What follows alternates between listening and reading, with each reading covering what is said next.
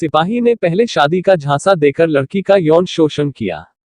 अजीम इदरीसी की रिपोर्ट। दरअसल बरेली की रहने वाली एक युवती के संबंध बरेली में तैनात सिपाही से हो गए थे, जिसके बाद आरोपी सिपाही ने युवती को शादी का झांसा देकर यौन शोषण किया। युवती ने जब सिपाही से शादी करने को कहा तो आरोपी सिपाही साफ मुकर गया, जिसकी शिकायत युवती ने थाना कोतवाली में की, जिसके बाद आरोपी सिपाही ने युवती से शादी कर ली और मेरठ में जाकर रहने लगे।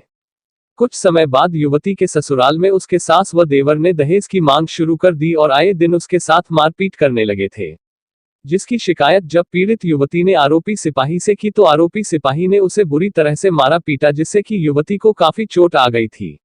मारने के बाद आरोपी सिपाही ने युवती को घर से बाहर निकाल दिया, जिसके बाद युवती अपने मायके बरेली आ गई और दहेज के लिए प्रताड़ित करने के लिए अपने पति व ससुराल वालों के खिलाफ तहरीर कोतवाली बरेली में दी, जिसमें अभी तक कोई कार्यवाही नहीं होने पर युवती ने एक वीडियो सोशल मीडिया पर वायरल किया है। मैं नेहा शर्मा बरेली से रहने वाली हूँ। मैं बहुत परेशान हूँ। पहले तो मेरे साथ धोखा हुआ।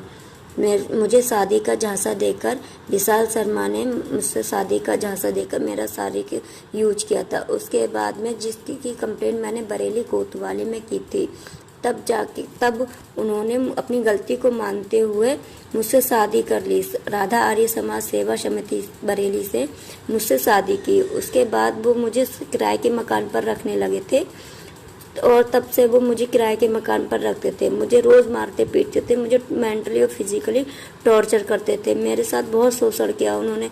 फिर बाद में उन्होंने मुझे दहेज के लिए परेशान करना शुरू कर दिया कि 10 लाख रुपए दो, 5 लाख रुपए दो, तब रहना, वरना घर से निकल जाओ। मेरे फादर नहीं है, जिस वजह से मैं उनको दहेज नहीं दे सकती थी। उसके बाद मैं उनके टॉर्चर सहती रही। फिर उनके टॉर्चर डे बाई डे बढ़ते गए। मेरी कोई भी सुनवाई नहीं होती है।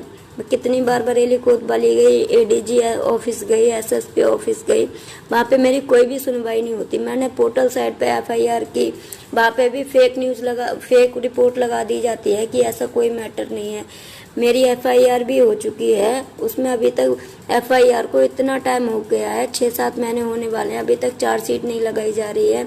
डिपार्टमेंट पूरी सपोर्ट में है मेरे हस्बैंड की, और मेरे हस्बैंड की साठगांठ भी डिपार्टमेंट से लग रही है मुझे। तभी मेरे मैटर को कोई भी संज्ञान में नहीं लिया जा रहा है, ना ही मेरे मैटर पर कोई भी एक्शन लिया जा रहा है। यहाँ तक कि मेरे हस्बैंड पे भी कोई भी एक्शन नहीं लिया गया। वो on duty Moradabad reserve police line में mister Vishal Sharma on duty है, उन पर कोई भी एक्शन नहीं लिया जा रहा। मैं इतना परेशान हूँ, मुझे घर से भी निकाल दिया।